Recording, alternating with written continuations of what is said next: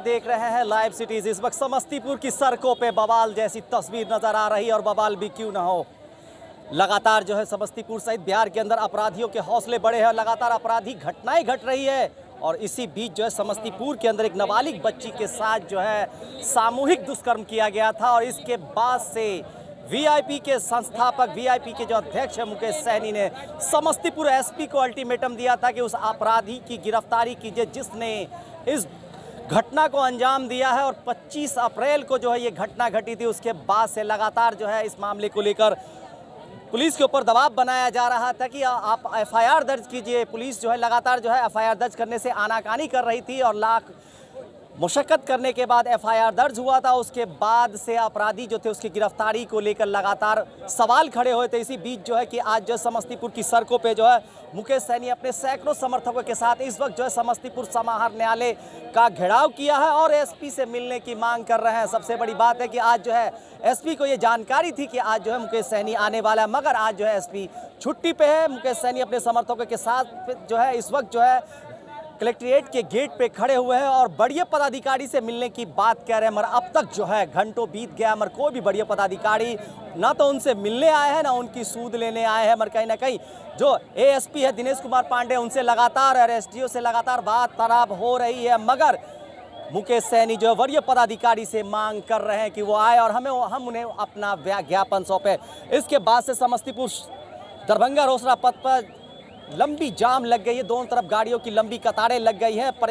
जो आम लोग हैं वो परेशान नजर आ रहे हैं, और मुकेश सहनी जो है अपने समर्थकों के साथ जो है एसपी से और बड़े पदाधिकारी से मिलने की मांग करें। अब देखना है कि बड़े पदाधिकारी कब तक उनकी बातों को सुनते हैं। मगर कहीं ना कहीं ये तस्वीर देख सकते हैं जो सैकड़ों की संख्या में समस्तीपुर न्यायालय है वो अपने हाथों में जो है चूड़ियाँ, सिंदूर, लिपस्टिक वगैरह लेके और साफ तौर पे ये क्या कह रही हैं वो भी हम आपको सुनाएंगे। जिस तरह से महिलाएं आई है और महिलाओं ने एक महिला का दर्द समझा है कि जिस तरह से एक बेटी के साथ सामूहिक दुष्कर्म हुआ और उसके बाद से उसके जो आरोपी थे उसकी जो है गिरफ्तारी नहीं हो पा रही थी। आखिरकार क्या वजह है, क्या कारण है, सवाल तो कई है। सवालों के बीच में जो है कि समस्तीपुर प्रशासन है और इस मामले को लेकर क्या कुछ कह रहे हैं मुकेश सहनी और क्या कुछ कह रही है महिला जो कार्यकर्ता है, वो सुनते हैं उन्हीं की जुबानी। आप सबको पता होगा कि हम प्रेस कॉन्फ्रेंस किए और उसमें हमने कहा कि जिला प्रशासन 15 दिन का समय में दे रहा है। 15 दिन के अंदर में आप आरोपी जो है उनको गिरफ्तार दिन हमारा होगा। उसके बाद भी हमने लगातार एसपी को फोन किया, वो फोन नहीं उठाए। उसके बाद 15 दिन नहीं छोड़ के 1 महीने के बाद हम लोगों ने निर्णय लिया कि एसपी कार्यालय को घेराव करेंगे, और इसकी जानकारी एसपी साहब को हमने दिया, पूरे सरकार को दिया, और आज 10 तारीख का समय तय था। और आपने देखा किस तरीके से आज जब धरना प्रदर्शन था तो 1 दिन पहले जो आरोपी है वो सरेंडर किया, यानी कि कहीं ना कहीं पुलिस संरक्षण दे रहा था इतना दिन। जब पुलिस टाइट हुआ, बेगर कार्रवाई पे आरोपी सरेंडर हुआ। आज जब एसपी को पता था कि यहाँ पे राज्य के पूर्व मंत्री, पार्टी के बहुत सारे नेतागण यहाँ पे धरना प्रदर्शन के लिए एसपी को घेराव करने के लिए आ रहे थे, बहुत सारा सवाल है, उस सवाल के साथ हम यहाँ पे आए हैं। और आज देखिए कि एसपी साहब यहाँ से छुट्टी लेके चले गए। ऐसे एसपी, ऐसे कप्तान को घर पे रहना चाहिए।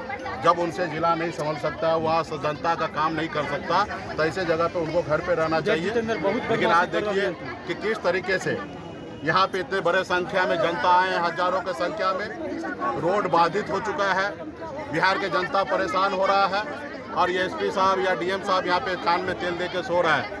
यहाँ पे जनता धूप में परेशान हो रहा है। हम लोग क्या करने के लिए आए? न्याय मांगने के लिए आए। हम लोग लड़ाई लड़ने के लिए थोड़े आए। हम बाबा साहब भीमराव अंबेडकर को संविधान के मानने वाले लोग हैं। हम राज्य में खुद मंत्री रहे हैं, हमें पता है कि क्या काम करना चाहिए। यहाँ पे 10 लाख रुपया लेकर और अपराधी को बचाने का कोशिश किया जा रहा था थाना डीएसपी के द्वारा।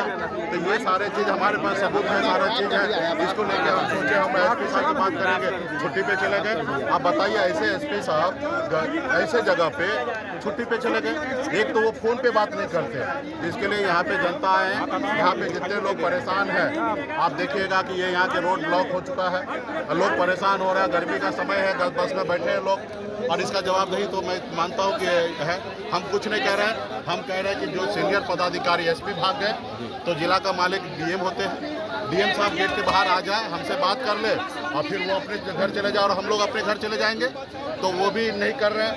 तो कहीं ना कहीं पूरे बिहार में इस तरीके से घटना हो रहा है, अपराध बढ़ रहा है, लूट, हत्या, मर्डर, सब चीज़ पूरे बिहार में हो रहा है और कहीं पे कोई सरकार पदाधिकारी कोई कुछ नहीं कर रहा, सिर्फ दारू बेचवा रहे हैं, पैसा कमा रहे हैं। तो ऐसे जो लोगों को अभी देश में, राज्य में सत्ता परिवर्तन का समय है। हम आपके माध्यम से राज्य की जनता से आग्रह करेंगे कि ये सरकार अभी नीतीश जी के हाथ से कंट्रोल से बाहर हो चुका है और ऐसे सरकार को जरूरी है बदलने का, जहाँ पे आपकी बेटी सुरक्षित नहीं है, आपके परिवार के लोग सुरक्षित नहीं हैं, आपके जान माल सुरक्षित नहीं है, जहाँ के पदाधिकारी सरकार जनता के टैक्स के पैसे से उनका घर परिवार, उनका चूल्हा जलता है और उसी जनता को ये लोग कुछ नहीं समझ रहे हैं। तो ऐसे सरकार को बदलना पड़ेगा।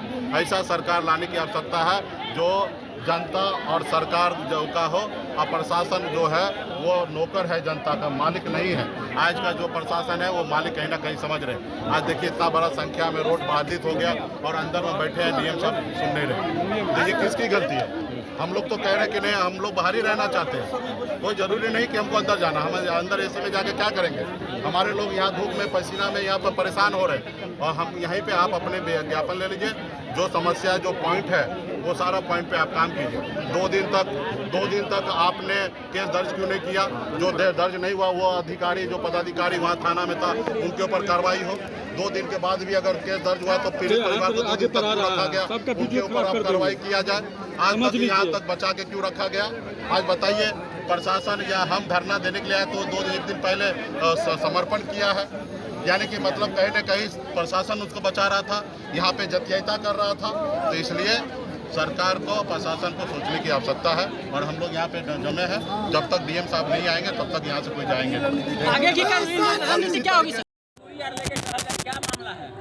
हम लोग देखिए, सिंदूर है, लिपस्टिक है और लाठी है ना, ये हम लोग एसपी साहब को देने के लिए आए हैं।